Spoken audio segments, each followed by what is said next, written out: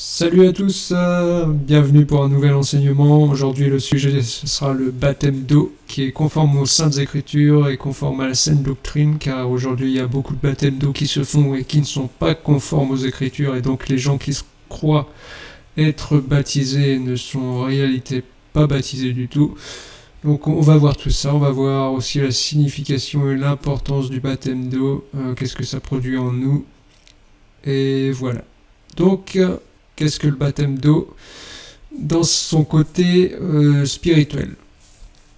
Alors si on va voir l'apôtre Pierre, le frère Pierre en 1 Pierre chapitre 3, il nous dit que le baptême d'eau ne consiste pas en la purification d'une impureté physique, mais dans l'engagement d'une bonne conscience envers Dieu. Et qu'est-ce que c'est avoir une bonne conscience envers Dieu? Comme dirait l'apôtre Paul, je m'efforce d'avoir une bonne conscience, une conscience pure devant Dieu. D'accord ? Donc, le baptême d'eau, ce n'est pas une purification physique, mais c'est une purification de la conscience, afin d'avoir une conscience pure. Pourquoi ? Parce que lorsqu'on ne connaît pas Dieu, notre conscience nous accuse. On va lire un passage tout de suite de l'Écriture qui confirme ces choses.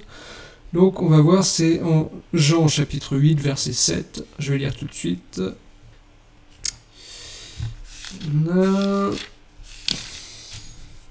Je lis au nom du Seigneur, Jean chapitre 8, verset 7. Attendez, je vais remonter un peu plus haut, je vais prendre au verset 3. Alors les spécialistes de la loi et les pharisiens amenèrent une femme surprise en train de commettre un adultère. Ils la placèrent au milieu de la foule et dirent à Jésus : « Maître, cette femme a été surprise en flagrant délit d'adultère. Moïse, dans la loi, nous a ordonné de lapider de telles femmes. Et toi, que dis-tu » Il disait cela pour lui tendre un piège, afin de pouvoir l'accuser. Mais Jésus se baissa et se mit à écrire avec le doigt sur le sol. Comme il continuait à l'interroger, il se redressa et leur dit : « Que celui d'entre vous qui est sans péché jette le premier la pierre contre elle. » Puis il se baissa de nouveau et se remit à écrire sur le sol. Quand ils entendirent cela, accusés par leur conscience, ils se retirèrent un à un, à commencer par les plus âgés et jusqu'au dernier.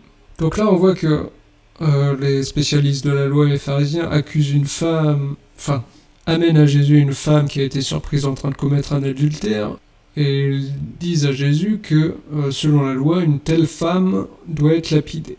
Et ils demandent à Jésus : « Toi, qu'en dis-tu » Et il leur répond que celui d'entre vous qui est sans péché jette le premier la pierre contre elle. Et il est écrit que, quand ils entendirent cela, accusés par leur conscience, ils se retirèrent un à un. C'est-à-dire que, lorsque vous êtes dans le péché, lorsque vous avez commis des péchés, votre conscience vous accuse. C'est-à-dire qu'une conscience qui n'est pas pure, c'est lorsqu'on vit dans le péché, d'accord ? On est dans la pratique du péché, on fait la volonté de la chair. Tandis que lorsque Paul nous dit « Je m'efforce devant Dieu d'avoir une conscience pure », Paul s'efforce de vivre dans la sanctification, c'est-à-dire qu'il ne pratique plus le péché, d'accord ? Il est saint. Comme il nous préconise, il ne faut plus que nous vivions selon les envies de la chair, mais que nous vivions selon l'esprit. C'est-à-dire que le baptême, comme dit Pierre, c'est l'engagement d'une bonne conscience envers Dieu. Le baptême d'eau sert donc à purifier notre conscience, d'accord ? Et en quoi purifie-t-il notre conscience ? C'est que c'est un engagement.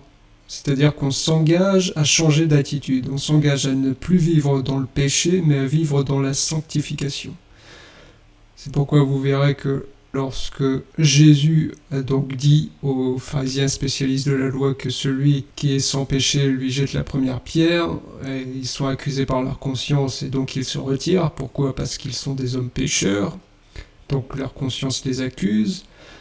Et la femme adultère aussi a commis un péché, mais ce que fait Jésus, il ne la condamne pas et il lui dit « Va et ne pêche plus ». C'est-à-dire que, ok, Jésus n'a pas condamné, il l'a pardonné, mais il dit de ne plus pécher. Et c'est ça l'engagement qu'on prend par le baptême d'eau, d'accord ? C'est l'engagement d'une bonne conscience, c'est l'engagement de ne plus pécher, de ne plus vivre dans le péché, mais de faire mourir les envies de la chair par l'esprit. Et en effet, vous verrez que Paul nous dit en Romains chapitre 6 que c'est en la mort de Jésus que nous avons été baptisés. C'est-à-dire que le baptême d'eau, le fait d'être plonger dans l'eau puis d'en sortir, ça signifie la mort. Quelle mort? Ça signifie être mis à mort quant aux œuvres de la chair, pour non plus vivre selon la chair, mais vivre selon l'esprit, d'accord? C'est faire mourir la chair. C'est pourquoi le baptême représente aussi la crucifixion. Parce que Jésus, quand il se fait baptiser, il prophétise déjà sa crucifixion, d'accord? Donc passer par les eaux du baptême, c'est comme dirait Paul, j'ai été crucifié avec Christ, ce n'est plus moi qui vis, c'est Christ qui vit en moi. D'accord? Donc ça, c'est le premier point du baptême.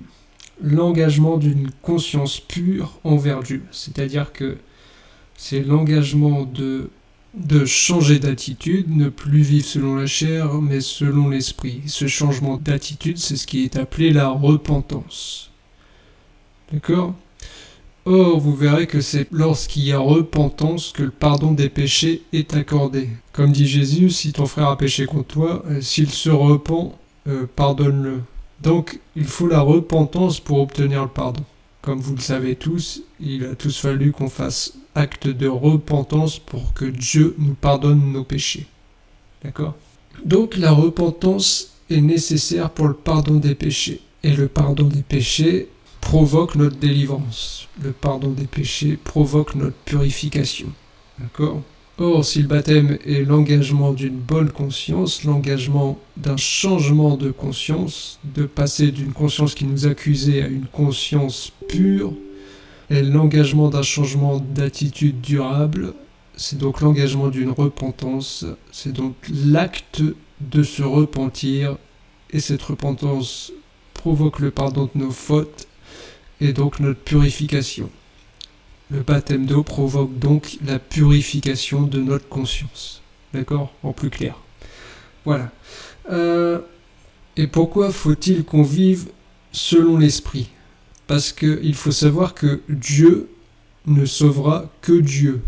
Et il y a une phrase qui est souvent lue, et pas assez attentivement je trouve, c'est que il y a donc un passage de l'Écriture, et c'est en Matthieu chapitre 19, verset 25, où Jésus dit à ses disciples, je remonte un peu plus haut, verset 23, « Je vous le dis en vérité, un riche entrera difficilement dans le royaume des cieux. Je vous le dis encore, il est plus facile à un chameau de passer par le trou d'une aiguille qu'à un riche d'entrer dans le royaume de Dieu. » Les disciples, ayant entendu cela, furent très étonnés et dirent, « Qui peut donc être sauvé ?» Jésus les regarda et leur dit, « Aux hommes cela est impossible, mais à Dieu tout est possible. » Et c'est une phrase qui est souvent mal lue.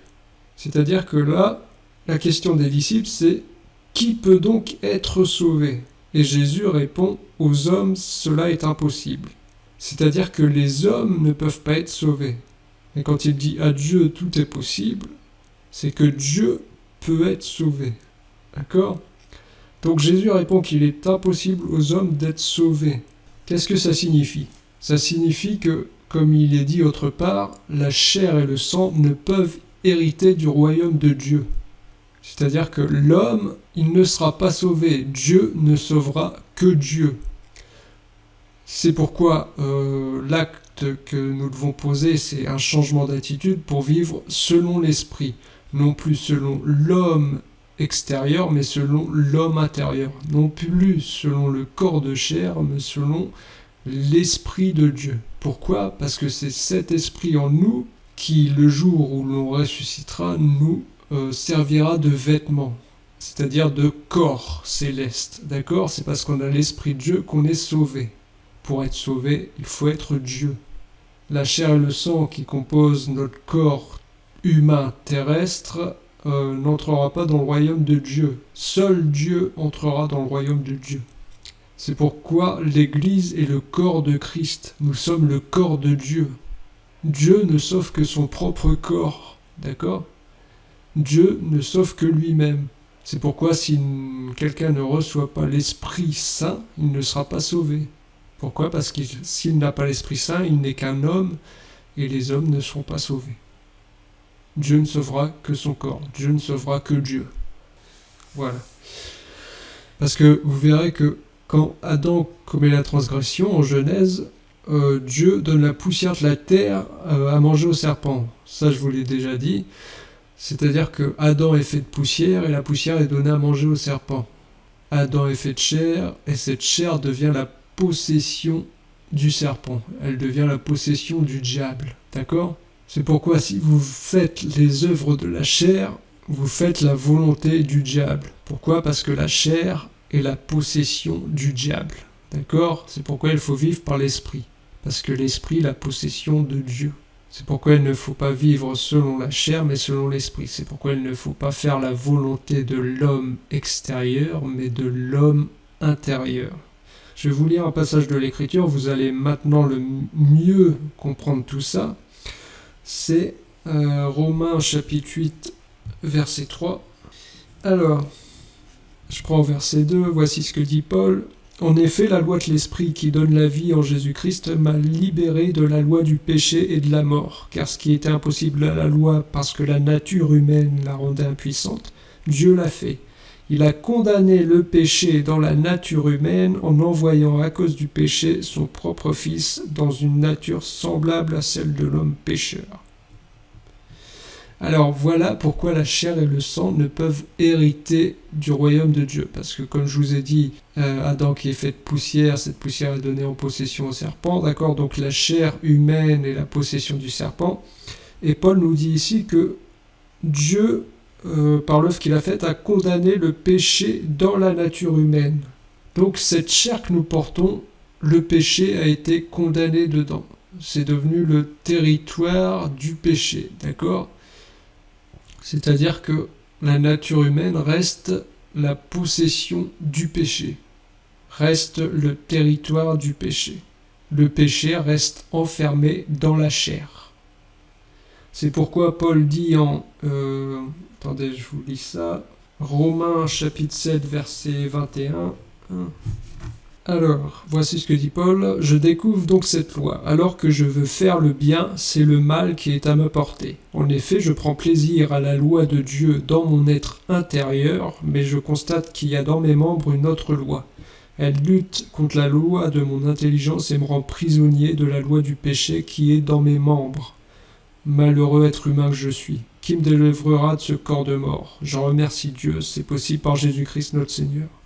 Ainsi donc, par mon intelligence, je suis esclave de la loi de Dieu, mais par ma nature propre, je suis esclave de la loi du péché. » Donc ici, Paul fait bien la différence entre son corps de chair, c'est-à-dire ses membres extérieurs, et son être intérieur. D'accord ? Pourquoi ? Parce qu'il dit que cet être extérieur, donc ses membres, c'est le territoire du péché. D'accord ? Et que par ses membres, par sa chair, il est prisonnier de la loi du péché qui est dans ses membres. Tandis que par son être intérieur, il prend plaisir à la loi de Dieu. C'est-à-dire que ses membres sont le territoire du péché, tandis que son intérieur, son esprit, prend plaisir à la loi de Dieu. C'est pourquoi il nous dit, si vous faites les œuvres de la chair, vous allez mourir. Mais si vous faites mourir les œuvres de la chair par l'esprit, vous allez vivre. Il faut que l'être intérieur prenne la domination sur l'être extérieur, afin que l'être extérieur meure, afin que les envies de la chair meurent, pour que vous puissiez vivre par l'esprit. Donc comprenez bien que par le corps de chair que nous portons, ce corps, c'est le territoire du péché, c'est le territoire du diable. Mais l'esprit de Dieu que nous avons reçu appartient à Dieu, et c'est cet esprit qui nous revêtira comme un vêtement le jour de la résurrection. Si vous faites mourir les œuvres de la chair par l'esprit.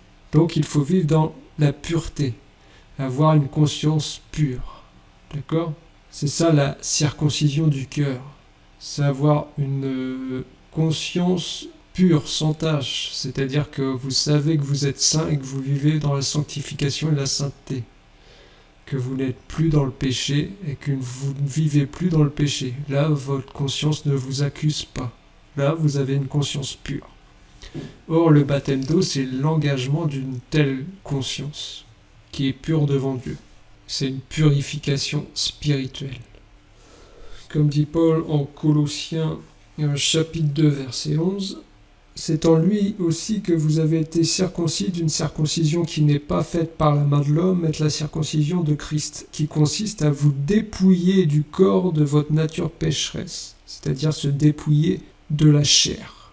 Vous avez en effet été ensevelis avec lui par le baptême, et vous êtes aussi ressuscités en lui et avec lui par la foi en la puissance du Dieu qui l'a ressuscité. Donc là, Paul nous indique que vous avez été circoncis d'une circoncision qui n'est pas faite par la main de l'homme, mais de la circoncision qui consiste à vous dépouiller du corps de votre nature pécheresse. Vous avez en effet été ensevelis avec lui par le baptême. C'est-à-dire que le baptême d'eau, c'est un ensevelissement avec Christ. C'est une circoncision qui consiste à se dépouiller du corps de la nature pécheresse. Donc le baptême, c'est toute une circoncision. C'est tout un dépouillement. On se dépouille du péché pour vivre non plus dans le péché, mais selon la pratique de la justice de Dieu. D'accord ? C'est un ensevelissement. Comme il dit autre part, ne savez-vous pas que c'est en sa mort que nous avons été baptisés ? C'est-à-dire que le baptême d'eau, c'est pas la mort et la résurrection, le baptême d'eau, c'est juste la mise à mort. La mise à mort de la chair, afin de se dépouiller de la chair et de vivre selon l'esprit. Maintenant, on va voir, parce que là je vous ai donc expliqué que le baptême d'eau est nécessaire parce que c'est une véritable circoncision. C'est donc une repentance, une purification non pas d'impureté physique mais de l'impureté spirituelle, car vous êtes par le baptême d'eau purifié de tout péché pour avoir une conscience pure devant Dieu et s'engager à ne plus pécher, mais à pratiquer les œuvres non plus de la chair mais de l'esprit, d'accord ? Et maintenant, qu'est-ce qu'un baptême d'eau qui est conforme aux Écritures ? Parce que, comme nous dit Paul en 1 Corinthiens chapitre 4 verset 6, il nous dit « Frères et sœurs, c'est à cause de vous que j'ai appliqué ces images à Apollos et à moi-même, afin que vous appreniez par notre exemple à ne pas aller dans vos pensées au-delà de ce qui est écrit, et que personne ne s'enfle d'orgueil en prenant parti pour l'un contre l'autre. » Donc là, Paul nous a dit que toutes les images qu'il applique, tous les enseignements qu'il donne, c'est afin que nous apprenions par son exemple à ne pas aller dans nos pensées au-delà de ce qui est écrit. C'est-à-dire que les apôtres, les prophètes et tous les gens qui ont été animés par l'esprit de vie nous ont transmis des enseignements par écrit. Or là on nous dit qu'il ne faut pas aller au-delà de ce qui est écrit. C'est aussi ce qui est dit dans l'Apocalypse, celui qui ajoutera aux paroles de la prophétie de ce livre, Dieu lui ajoutera les fléaux, et celui qui retirera aux paroles de la prophétie de ce livre, Dieu retirera sa part, l'arbre de vie. C'est-à-dire qu'aux Écritures, on ne peut pas ajouter et on ne peut pas retrancher. Donc, chaque personne qui vient avec les Écritures saintes, tel un ministre qui se présente devant l'Assemblée, qui vous lit un passage et qui commence à vous dire « Eh bien, moi je pense que cette écriture veut dire ceci ou cela », c'est déjà faux. Pourquoi ? Parce qu'il a lu l'écriture, mais déjà il va instaurer sa pensée, au lieu de donner la pensée de Dieu. Il va au-delà de ce qui est écrit. D'accord ? Comme dit Paul aussi, méfiez-vous des paroles sans fondement. Et le fondement, c'est les Écritures. C'est-à-dire que tout ce qui est dit à propos d'une écriture doit être confirmé par une autre écriture. Les Écritures expliquent les Écritures, comme je vous ai déjà dit. Donc, si on ne doit pas aller au-delà de ce qui est écrit, qu'est-ce qui est écrit à propos du baptême d'eau ? Nous avons plusieurs exemples de baptême d'eau. Vous avez plusieurs exemples dans Actes des Apôtres. Vous verrez, ici je ne cite pas les passages, mais vous verrez qu'à chaque fois que quelqu'un est baptisé, et pour Jésus lui-même c'est pareil, c'est dans un point d'eau extérieur. C'est très souvent une rivière, mais vous avez aussi Paul qui nous indique que lorsque les Israélites sont sortis d'Égypte, ils ont été baptisés dans la mer et la nuée. C'est 1 Corinthiens 10, verset 1. Il nous dit « Frères et sœurs, je ne veux pas vous laisser ignorer que nos ancêtres ont tous été sous la nuée et qu'ils ont tous passé à travers la mer, ils ont tous été baptisés en Moïse dans la nuée et dans la mer. » Donc, la mer peut aussi servir au baptême. D'accord ? On voit que Jésus lui est baptisé dans le Jourdain, donc la rivière, ça peut aussi servir au baptême. Si on va voir dans Actes des Apôtres, vous verrez que le point d'eau est toujours extérieur, donc c'est soit une rivière, soit la mer, si on veut rester conforme aux Écritures. Et vous connaissez tous qu'il faut que nous passions par le baptême d'eau pour naître de nouveau. Or, vous allez voir avec Naaman le Syrien, en 2 Rois, chapitre 5, que Naaman, on lui dit d'aller se laver dans la rivière et qu'il deviendrait pur. Et une fois qu'il va se laver pour être guéri de sa maladie, il est écrit que la peau de Naaman devient comme celle d'un enfant. D'accord ? Je vais lire ça vite fait. 2 Rois, chapitre 5, verset 14. Il descendit alors se plonger 7 fois dans le Jourdain, conformément à la parole de l'homme de Dieu. Sa chair redevint comme celle d'un jeune enfant, et il fut pur. C'est-à-dire que lorsque Naaman le Syrien, pour guérir de sa maladie, passe par l'eau du Jourdain, comme lui indique l'homme de Dieu, sa chair redevint comme celle d'un jeune enfant, et il fut pur. Il fut purifié. Or, nous savons que la véritable maladie de l'humanité, c'est le péché. Et donc, ici, pour devenir pur, Naaman doit se plonger dans le Jourdain. Et lorsqu'il se plonge dans le Jourdain, sa chair redevient comme celle d'un jeune enfant. C'est-à-dire qu'en plongeant dans le Jourdain, Naaman est né de nouveau. Il redevient un enfant. C'est une figure du baptême d'eau. D'accord ? Et nous voyons que c'est, encore une fois, dans le Jourdain, dans une rivière. Alors, pourquoi je précise dans la rivière et dans la mer ? Outre le fait que, comme nous indique Paul, il ne faut pas aller au-delà de ce qui est écrit et que nous voyons que c'est toujours dans la rivière et dans la mer que nous est indiqué le baptême d'eau, vous verrez qu'aujourd'hui, dans les églises d'aujourd'hui, les gens se font baptiser dans des piscines, dans des espèces de... Je ne sais plus comment on appelle ça, mais vous voyez dans les églises, des fois, ils creusent le sol, ils mettent de l'eau dedans, ils vous font plonger dans le bassin. D'accord ? Oui, c'est un bassin, on va appeler ça un bassin. Donc aujourd'hui, on baptise dans les piscines, on baptise dans les bassins, on baptise dans les baignoires. Et pourtant, ce n'est pas conforme aux Écritures. Ce n'est donc pas un baptême valable. Pourquoi je vous dis ça ? Parce que si ce n'est pas écrit, outre la recommandation que Paul nous a faite de ne pas aller au-delà de ce qui est écrit, vous verrez que nous avons un Dieu procédurier. Je reviens toujours à Genèse. Qu'est-ce qui fait que Adam est mort spirituellement ? C'est simplement qu'Adam n'a pas respecté la loi qui a été posée sur l'arbre. L'arbre qui est au milieu du jardin n'a rien de spécial, mais c'est parce que Dieu vient poser une loi que cet arbre devient synonyme de mort lorsqu'Adam transgresse la loi qui a été posée sur l'arbre. L'arbre, au départ, n'a rien de spécial, c'est juste le fait de ne pas obéir à la parole que Dieu a donnée qui fait que cet arbre a donné la mort.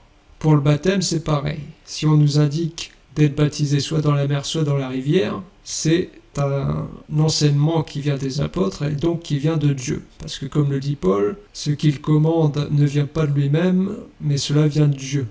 D'accord ? Donc les enseignements que nous avons reçus des apôtres ne viennent pas des hommes, mais de Dieu. Or, si les apôtres nous indiquent qu'il faut se faire baptiser dans la rivière ou dans la mer, et que nous avons par écrit des exemples de baptême dans la rivière et dans la mer, eh bien le fait de ne pas respecter cet enseignement fait que vous n'êtes tout simplement pas baptisé. Parce que Dieu regarde une chose à chaque fois, c'est si vous respectez sa parole. Dieu est parole, et cette parole s'est faite chair, d'accord ? Donc si vous ne respectez pas la parole, vous ne respectez pas Dieu. Comme je vous ai dit avec l'arbre, c'est juste la parole qui a été posée sur l'arbre qui n'a pas été respectée. Pareillement, si tout a été mis par écrit et qu'il ne faut pas aller au-delà de ce qui est écrit, si vous ne respectez pas la parole qui a été écrite au sujet du baptême d'eau, eh bien, vous ne respectez pas ce que Dieu demande. Et donc, Dieu vous considère comme un non-baptisé. D'accord ?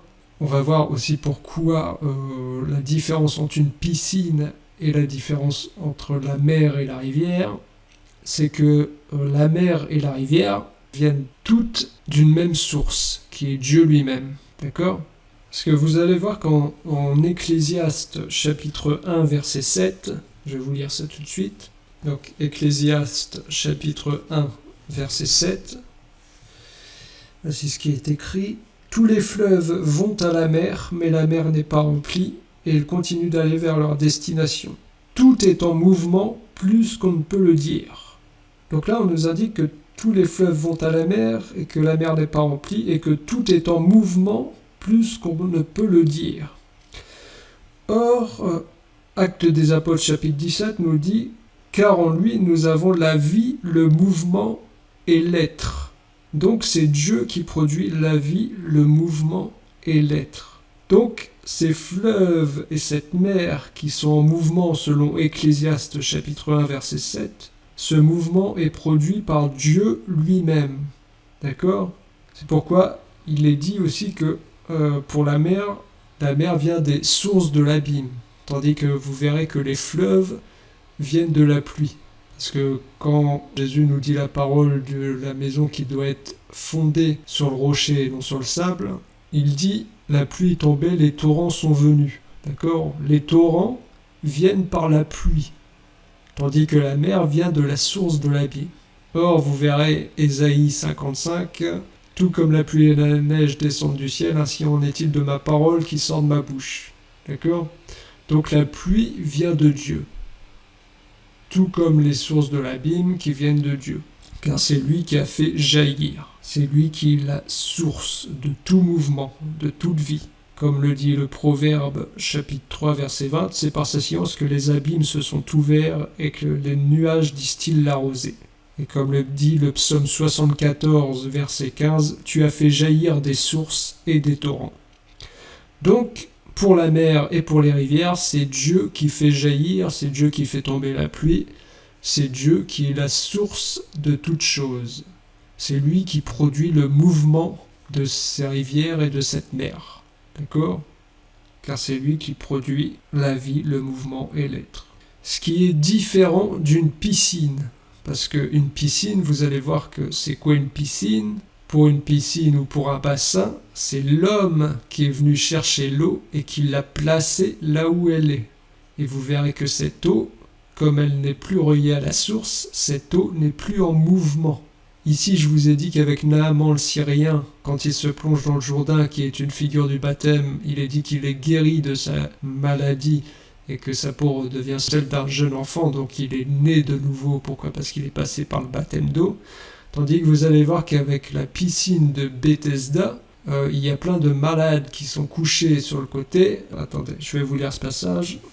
Alors, Jean chapitre 5, je vais vous lire ça tout de suite. Verset 3. Sous ces portiques, un grand nombre de malades étaient couchés, des aveugles, des boiteux, des paralysés. Ils attendaient le mouvement de l'eau, car un ange descendait de temps en temps dans la piscine et agitait l'eau. Donc ici, on voit bien que c'est l'ange qui produit le mouvement. Or, vous connaissez tous que l'ange de l'Éternel, c'est l'Éternel lui-même, donc c'est l'Éternel qui produit le mouvement. Et le premier qui descendait dans l'eau après qu'elle avait été agitée était guéri, quelle que soit sa maladie. Donc là, on voit que à la piscine de Bethesda, il y a de l'eau qui ne produit aucun mouvement. Mais c'est uniquement quand l'ange vient produire le mouvement que la guérison arrive. Donc on comprend que c'est uniquement quand l'eau est reliée à la source, c'est-à-dire que c'est lorsque Dieu lui-même produit le mouvement de l'eau, que cette eau produit la guérison. La guérison de quoi ? La guérison de la conscience. La purification du péché. La purification de la conscience pour vivre avec une conscience pure. Mais vous voyez ici que si l'ange ne descend pas, c'est-à-dire que si Dieu ne produit pas le mouvement de l'eau, eh bien cette eau-là ne produit aucune guérison. Donc, pour le baptême d'eau, qui est l'engagement d'une conscience pure, et donc le dépouillement du corps de la nature pécheresse, et aussi, comme on l'a vu, l'engagement d'une bonne conscience et la purification du péché, dans la piscine, ce n'est pas possible. Pourquoi ? Parce que l'eau n'est pas en mouvement. Elle n'a pas un mouvement produit par l'Éternel lui-même. Cette eau n'est plus reliée à la source. Pourquoi ? Parce qu'elle a été prise par les hommes et placée là. Tout comme les bassins et autres systèmes humains créés comme les barrages et les choses ainsi. D'accord ? Donc, tout ce qui a été pris de la nature et amené quelque part par l'homme, cette eau n'est pas bonne pour effectuer le baptême d'eau. le baptême d'eau, si vous effectuez votre baptême d'eau dans une piscine, dans un bassin, dans une baignoire, votre baptême d'eau n'est pas valide. Il faut le refaire. D'accord ?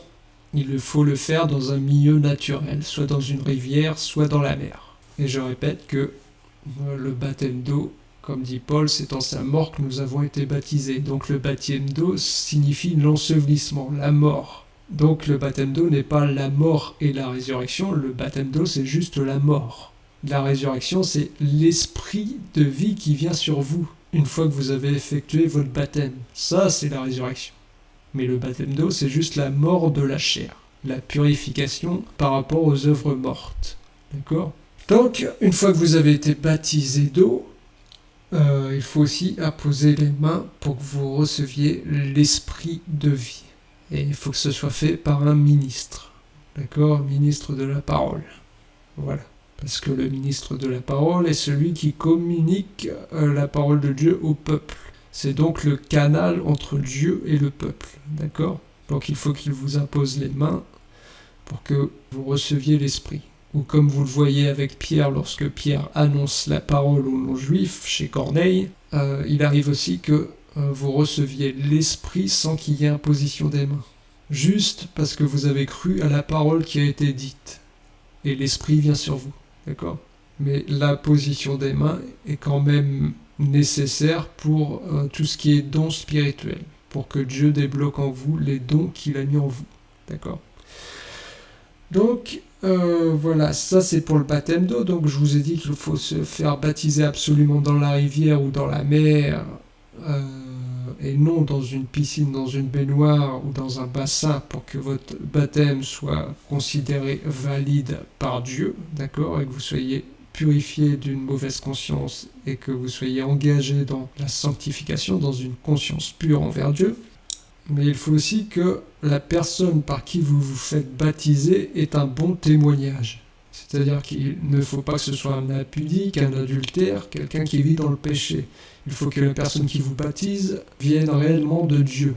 D'accord ? Vous verrez que dans le ministère, lorsque Jésus était sur la terre, il y avait 12 apôtres, et parmi les apôtres, il y avait Judas. Or, Judas aussi a baptisé les gens. D'accord ? Mais le jour où Judas a baptisé les gens, Judas n'avait pas encore Satan qui était entré en lui, d'accord ? Ce n'est seulement qu'après que Satan est entré en lui. Donc, si la personne qui vous baptise a un bon témoignage le jour où il vous baptise, eh bien, votre baptême sera valable. Tandis que s'il a un mauvais témoignage, eh bien, je ne sais pas de quel esprit vous allez être baptisé par la suite, mais il vaut mieux éviter. Pareillement, avant que l'esprit ne vienne sur vous, il faut que vous ayez foi. Foi en pas n'importe quelle doctrine, en pas n'importe quel enseignement, que vous ayez foi en la révélation de Dieu. Comme dit Jésus à Pierre, tu es heureux Pierre parce que ce n'est pas la chair et le sang qui t'ont révélé cela, mais c'est mon Père. Nous sommes heureux si nous avons la révélation qui est venue de Dieu et non la révélation qui vient de la chair. Il faut donc croire à la révélation de la pensée de Dieu et non à tous ces enseignements qui sont donnés un peu partout et qui viennent des pensées humaines. Comme je vous l'ai dit, les Écritures expliquent les Écritures, ce qu'on y ajoute vient du mauvais. Donc voilà, pour le baptême d'eau, il faut avoir foi premièrement en l'évangile de révélation. Il faut que la personne qui vous baptise d'eau ait un bon témoignage le jour où elle vous baptise d'eau. Et il faut que ce baptême d'eau se fasse dans la mer ou dans une rivière, et non dans les piscines et autres bassins. Et ce baptême d'eau, c'est faire mourir la chair et l'engagement d'une conscience purifiée, d'une conscience pure envers Dieu, c'est-à-dire non plus vivre selon les envies de la chair, mais selon l'Esprit de Dieu. Non plus vivre selon l'être extérieur, mais selon l'homme intérieur. Or, l'homme intérieur, c'est Christ lui-même. Comme dit Paul, le mystère Christ en vous. D'accord ? Donc l'homme intérieur, ce n'est rien d'autre que Christ. Et c'est par Christ que nous pouvons prier et que notre voix est écoutée par Dieu. Car Dieu n'écoute que sa propre parole. Si donc la parole de Dieu qui est Christ est en vous, eh bien c'est par cette parole que vous serez écoutés par Dieu et que vos prières seront exaucées et que vous-même vous serez agréés par Dieu. D'accord? C'est par l'homme intérieur, par Christ. Voilà. Donc c'est tout pour la doctrine du baptême et pour ses effets, et que oui, c'est indispensable, car vous ne pouvez pas entrer dans le royaume, comme l'a dit Jésus, un homme ne peut entrer dans le royaume de Dieu s'il ne naît d'eau et d'esprit. Et vous ne pouvez pas entrer si vous ne naissez pas de nouveau, à savoir passer par le baptême d'eau, d'accord? Et avoir été mis à mort et naître par l'esprit. Avoir été mis à mort par le baptême d'eau et naître par l'Esprit de Dieu, par le baptême d'Esprit. Donc voilà, c'est tout pour le baptême d'eau. Et maintenant, je passe à mon témoignage personnel. Je mets une parenthèse, je mets un écart entre l'enseignement que je viens de faire et mon témoignage personnel, parce qu'il y a une différence entre témoigner de son expérience personnelle et témoigner de Jésus-Christ. Le témoignage de Jésus-Christ se fait par les Écritures, tandis que les témoignages personnels, ça se fait par nous-mêmes. Donc il faut mettre un point, une séparation entre les deux. En tout cas, j'aime mieux mettre une séparation entre les deux choses, car ce sont deux choses différentes. Alors, maintenant, d'un point de vue personnel, qu'est-ce qui s'est passé pour moi? Bon, comme beaucoup de monde qui habite dans les pays européens, je vais vous dire, j'ai été baptisé d'eau lorsque j'étais tout bébé, donc comme la plupart des gens, sans avoir conscience que j'étais baptisé. Donc là, c'est un point important. C'est un point que j'ai oublié de vous dire. Il faut que le baptême d'eau se fasse en étant adulte, en étant une personne consciente de ce que l'on fait, d'accord? C'est pourquoi il ne faut pas baptiser les bébés et les choses ainsi, car ils n'ont pas conscience de ce qu'ils font, ils ne sont donc pas conscients d'un engagement envers Dieu. Donc je ne veux pas dire une hérésie, parce que c'est un peu un gros mot, mais c'est tout à fait inutile en tout cas. Donc j'ai été baptisé d'eau étant bébé comme beaucoup de monde.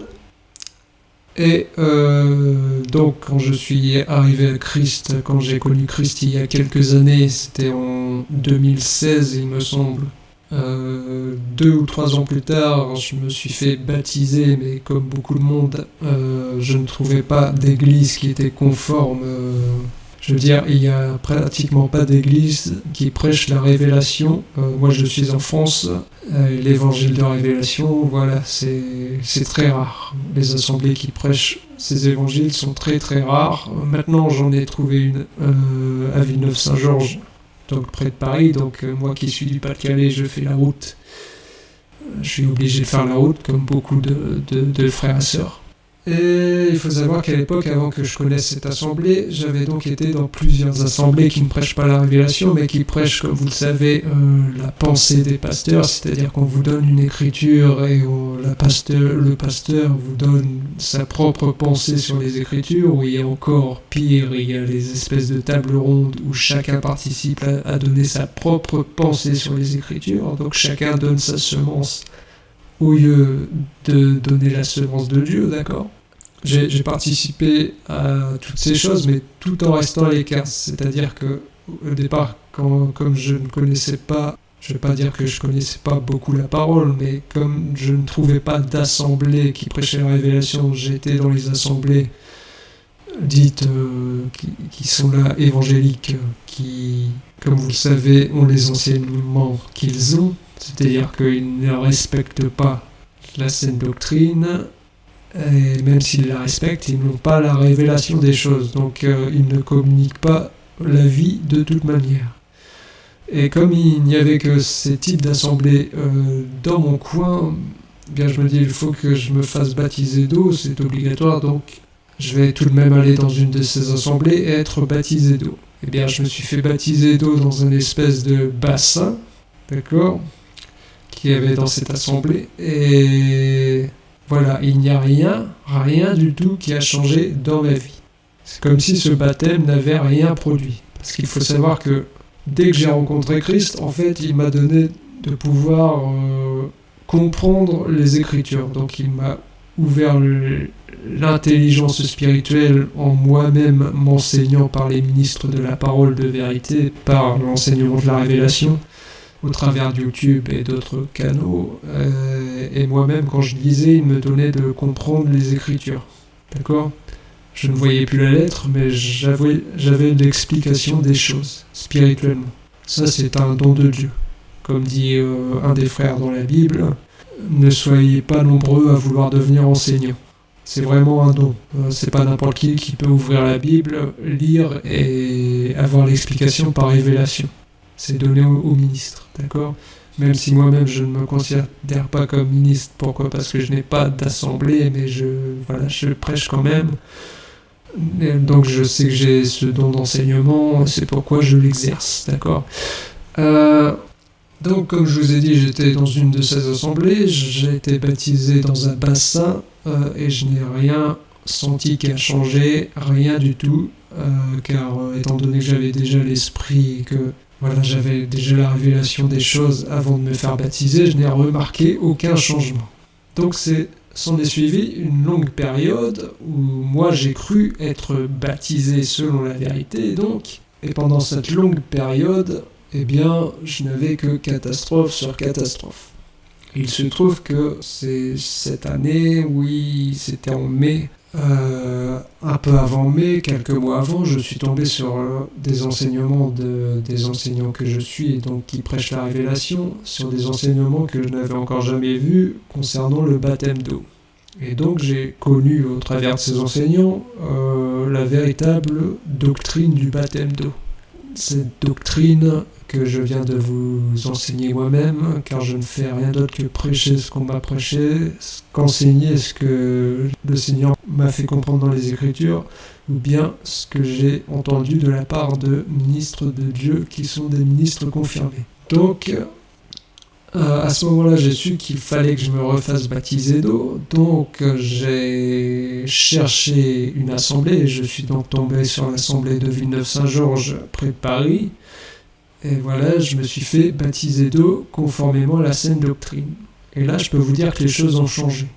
Quand Paul vous parle de l'homme intérieur, de l'être intérieur et de l'être extérieur, et que vous êtes le temple de Dieu en esprit, eh bien là, je le ressens véritablement. C'est-à-dire que je ressens véritablement l'homme intérieur, comme Christ qui est à l'intérieur de moi. Et je sens quand je prie que ce n'est pas moi qui prie, mais c'est par l'homme intérieur que je prie.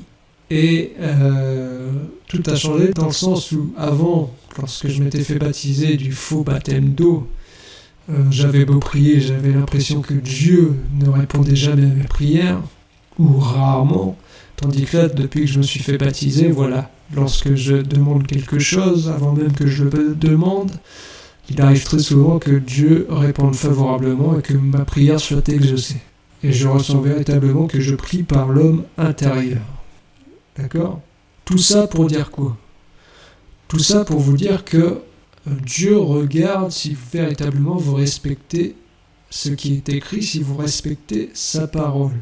Si vous respectez sa parole, si vous avez respecté ce qui est écrit, que vous n'avez pas cherché la facilité en vous faisant baptiser dans une fausse assemblée ou en vous faisant baptiser dans un bassin, dans une piscine, alors que les Écritures vous indiquent que c'est dans la rivière ou dans la mer qu'il faut se faire baptiser et par un homme de Dieu. Si vous n'avez pas cherché la facilité, mais que vous avez plutôt cherché à respecter la parole de Dieu, eh bien Dieu, en retour, vous respecte. C'est-à-dire qu'il respecte sa parole, et il confirme sa parole par sa puissance, et il agit en conséquence. Donc si vous avez été baptisé dans une piscine, dans un bassin, ou dans je ne sais quel endroit par quelqu'un dont vous ne connaissez pas la vie, dont vous ne savez pas si c'est un pécheur ou non, si vous avez eu ce type de baptême, je vous le dis, ça fait partie du salut, refaites-vous baptiser. Maintenant que vous avez reçu l'enseignement concernant ces choses, n'hésitez pas à vous refaire baptiser, comme je l'ai moi-même fait, d'accord ? Je vous dis ça afin que vous ne restiez pas dans la mort spirituelle, mais plutôt que vous puissiez réellement servir Dieu par l'homme intérieur qui viendra en vous et qui fera de vous son habitation. Et vous le sentirez. Toutes ces paroles que les apôtres ont écrites ne sont pas que des paroles. On sent réellement l'homme intérieur. On sent qu'on est agréé par Dieu. On sent que Dieu a fait sa résidence en nous. Alors voilà, c'est tout pour mon témoignage personnel, c'est tout pour l'enseignement que j'ai donné aujourd'hui, et je vous vous remercie d'avoir écouté. Je prie Dieu qu'il puisse vous mettre à cœur, que vous soyez convaincus par cet enseignement de l'Esprit qui est esprit et vie, et que vous puissiez vous refaire baptiser si vous n'avez pas eu un baptême correct, un baptême de correct, que vous puissiez vous refaire baptiser dans les bonnes conditions, conformément à la saine doctrine, afin que Dieu fasse son habitation en vous et que vous deveniez participants de la nature divine, que vous priez, que vous agissiez non plus selon le corps extérieur, selon la chair, mais selon l'homme intérieur et selon l'esprit. Je prie Dieu qu'il vous fasse grâce à tous et toutes et que vous puissiez passer de la mort à la vie. Je vous remercie d'avoir écouté, je vous dis à une prochaine fois et à très bientôt. Au revoir.